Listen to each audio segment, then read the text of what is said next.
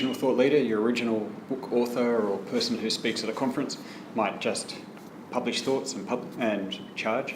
Then you've got executives and things who are talking as experts within their firm, and so, you know, lawyers and senior execs, they'll go out and they'll talk and then they'll win business off the back of it, just by being seen as an expert in the market. And then the final group is kind of more this kind of blogs, content marketing, publishing sort of universe, which traditionally would have been the preserve of like a columnist on a magazine or a newspaper, but now you've got a lot of independent people, even putting up, you know, blogs on shoes or Drudge Report, these sorts of sites which aren't quite news, aren't quite promotion, but they're content and their thought leadership. And then the monetising might be advertising or subscriptions or some sort of commercial deals in the background.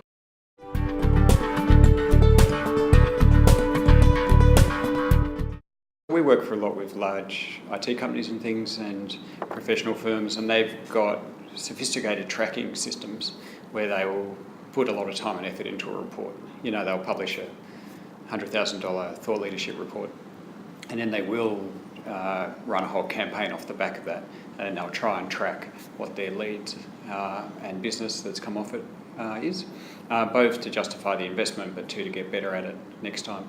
But it is the nature of thought leadership. It's one of those, it's a bit like branding or a lot of those activities.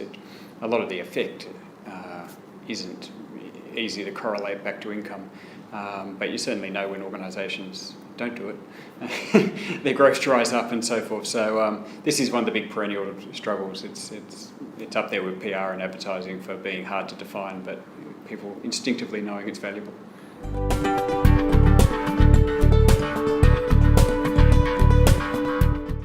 So at a simple level, if you want to publicise the thought, writing is a great channel, so is video, so is public speaking.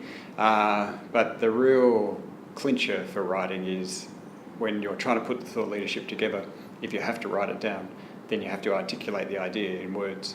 And the idea has to be very clear before you can capture it in words. So that whole process of having a thought and then having it coalesce in writing and then sharing that writing with others who then refine it, you're actually working on the idea as much as the piece of writing.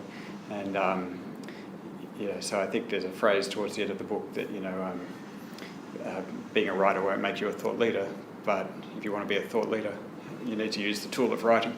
You know, it's a mechanism and a wonderful one. Talk to anybody who's a senior thought leader of some sort, and they will talk about drafting their thoughts. You know, you can't just do it in your head.